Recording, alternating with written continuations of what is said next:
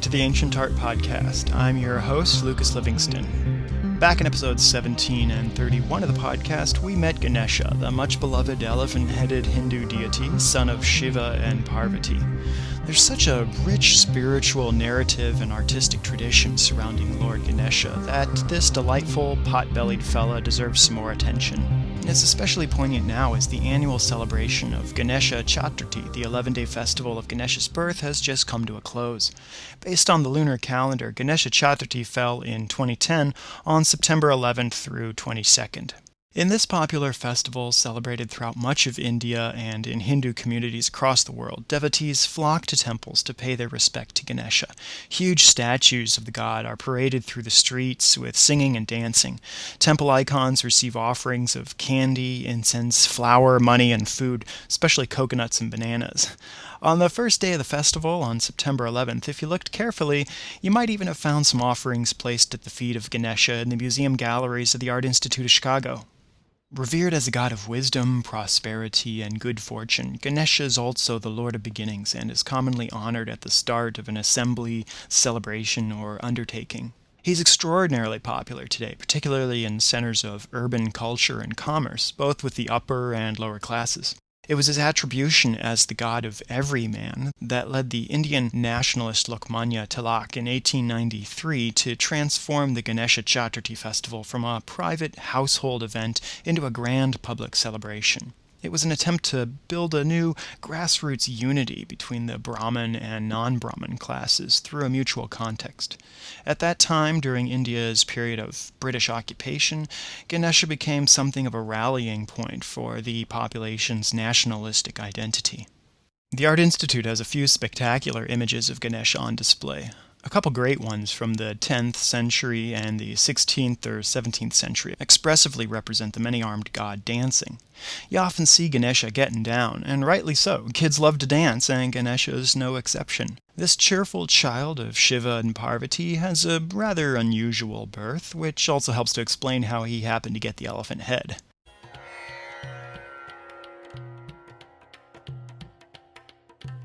People of any age can enjoy exploring the story of how Ganesha gets his head in Curious Corner, a series of interactive stories and games available online and in the family room at the Art Institute. Check out the links section at resources.ancientartpodcast.org for a link to Curious Corner. Some listeners might also remember the kids exhibition from a few years ago, Faces, Places, and Inner Spaces, where you could listen to a recording of kids telling the story. The beautiful thing about the Hindu narrative tradition, as with many other narrative traditions, is that you find different versions of the same story. But the story for how Ganesha got his elephant head usually begins with his parents, Parvati and Shiva. When Shiva, the supreme yogi, would go off on long periods of spiritual exploration and meditation high in the mountains of the Himalayas, poor Parvati began to feel very lonely at home in their palace on Mount Kailash. While taking a bath, Parvati washed the dirt from her body and used it to form a baby boy. As the years passed, the boy grew into a young man who did not know his father, but loved his mother so much that he wanted to help her in every way. One spring morning, Parvati asked her son to stand guard at the entrance to her bath. A stranger approached and tried to enter, but the young man blocked his way. In a fit of anger, the stranger attacked Parvati's son and ripped off his head. Hearing the commotion, Parvati quickly stepped out of her bath and opened the door. There she found her son without a head and her husband Shiva, the stranger, who had returned from his long journey. Although glad to see her husband, Parvati was filled with sorrow at the sight of her son. Realizing the grief he had caused, Shiva promised he would replace the head with that of the first creature he could find. So Shiva rounds up the Ganas, little leprechaun-like creatures that serve Shiva. "All right, gang," he says, "we have a task. I want you to spread out and bring back the first head you come across." So the Ganas dutifully went out in search of a head and came upon an elephant. The story generally seems to gloss over what happens to the elephant, but they bring back the head. Shiva places the head upon the lifeless body of the boy.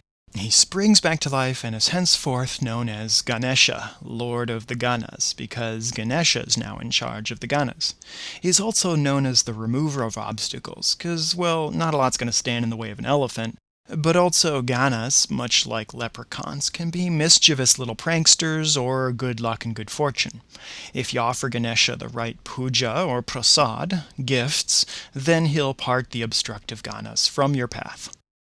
Perhaps my favorite image of Ganesha at the Art Institute's this fabulous 11th or 12th century figure in the James and Marilyn Alsdorf collection. It comes from the period of the Hoysala Empire of south central India, around about its present-day Karnataka. You can think of Hoysala as the Baroque or almost Rococo period of Indian art, with its abundance of ornamentation and intricate detail.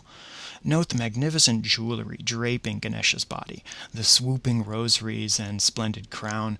Look at his fantastic mace, and I love the way the artist has rendered Ganesha's ears with jagged cuts, almost like bat wings. It's made of chloritic schist. No, schist isn't a bad word. It's a kind of soft stone, simply soapstone. You can say schist as long as you use it respectfully. Ganesha greatly enjoys all the sweet candy prasad that we give him, and he has a real sweet tooth. You often find him dipping his trunk into a bowl of small round sweets. One of his tusks is often missing. No, not because of a cavity. There are a few different stories for how Ganesha lost his tusk. One rather pious version mentions the great Vedic sage Vyasa, the traditional author of the Mahabharata, and also a character in that same Hindu epic story and spiritual work.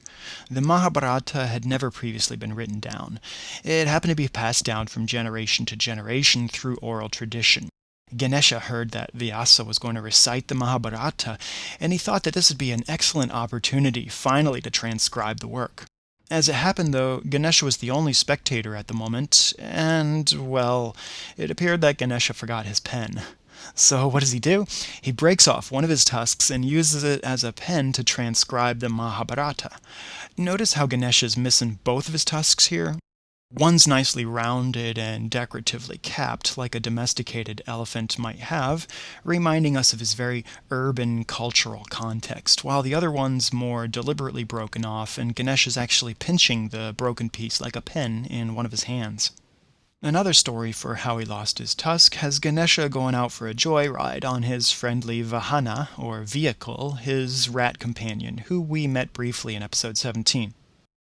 One evening, after eating a very large bowl of sweets, Ganesha was riding on his vehicle, the rat, when a snake crossed his path. The rat bolted away in fright, throwing Ganesha onto the ground. When he fell, the impact caused his stuffed stomach to burst open, and all the sweets rolled out onto the ground. Patiently, Ganesha picked up the sweets and put them back into his belly, using the snake as a rope to hold them all in.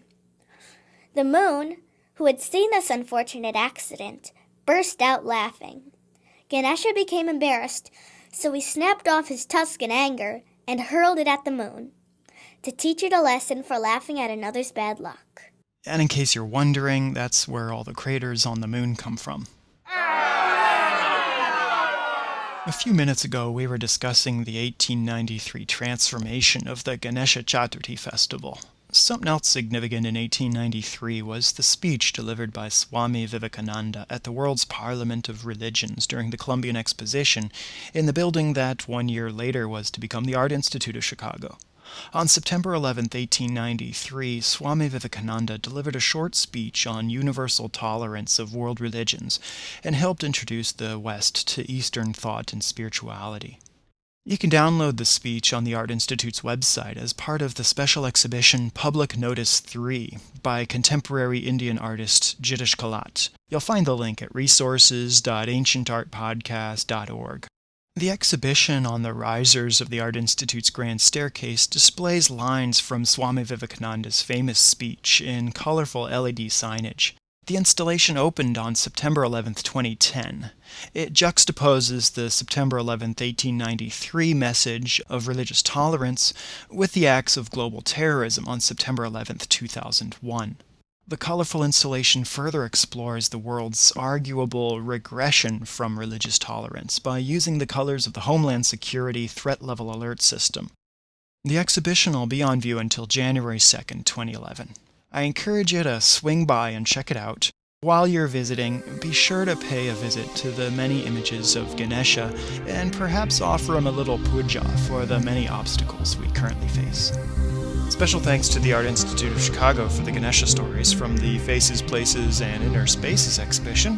Questions, comments, suggestions, please email me at info@ancientartpodcast.org. Connect at facebook.com/ancientartpodcast. Take care and see you next time on the Ancient Art Podcast.